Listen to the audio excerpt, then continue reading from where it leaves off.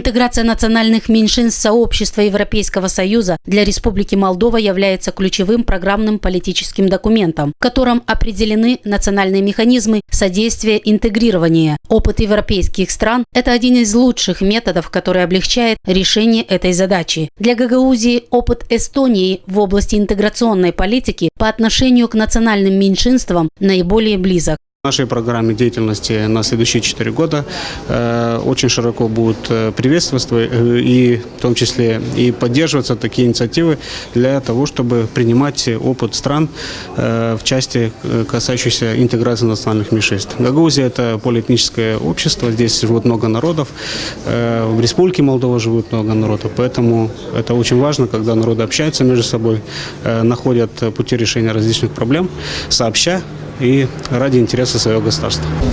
Тема интеграции национальных меньшинств, какое-то большее объемное пространство, она всегда актуальна, и особенно актуальна для нашего региона. Помимо того, что это нам нужно, чтобы мы лучше узнавали те условия, те отношения, которые нас ждут, ту систему организации в разных сферах жизнедеятельности общества, для того, чтобы они сломали те единые стереотипы, которые у них сложились о нас, о людях, которые здесь проживают. И я думаю, что они могут и у нас поучиться тому, что в нашем поликультурном, полиэтничном регионе сосуществуют многие народы со своими культурами, языками, традициями, живут довольно-таки мирно. АТО «Гагаузия» как раз является тем примером интегрированности национальных меньшинств в межэтническое пространство Молдовы, отметила Ольга Гончарова, председатель Ассамблеи народов Молдовы в вопросах национальной политики. Очень интересно подход эстонского государства к решению проблемы национальных меньшинств. Сегодня у нас будут выступать и присутствуют представители региона уезда Иду-Вырума. Это для Эстонии это то же самое, что для Молдовы Гагаузия. Это отдельный регион, где 97% граждан являются русскоязычными. И определенная законодательная база тоже касается отдельно этого региона, нежели все республики. То, как финансируется регион, то, какие проекты делаются, как эти проекты создавать для того, чтобы получить европейские деньги во благо региона. Сегодня мы тоже будем об этом говорить. И есть такой момент, между Камратом и Иду-Вырума Нарвой было подписано соглашение о сотрудничестве буквально осенью этого года, да, и в продолжении этого здесь будет присутствовать как раз представитель Иду-Вырума для того, чтобы проговорить с госпожой Башкан дальнейшее сотрудничество между регионом Иду-Вырума, уездом Иду-Вырума и Гагаузией для того, чтобы поднять эти отношения на следующий уровень, более высокий, и чтобы отношения сотрудничества экономического, финансового, культурного, социального между регионами Эстонии и Республикой Молдовой поднялись на несколько другой уровень.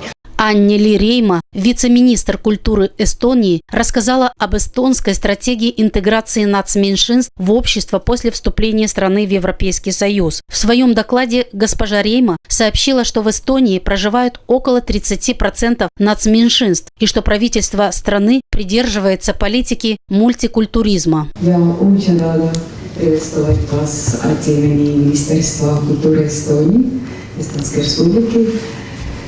Я хочу сказать, что я сама первый раз в вашей стране, и здесь, в Гагаузии. Мне очень-очень интересные дни были.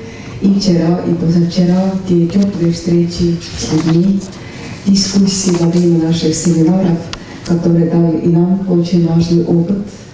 И я действительно надеюсь, что мы можем делить свой опыт с вами, потому что мы ведь очень давние годы работали с вопросами интеграции, сплочений, общественности.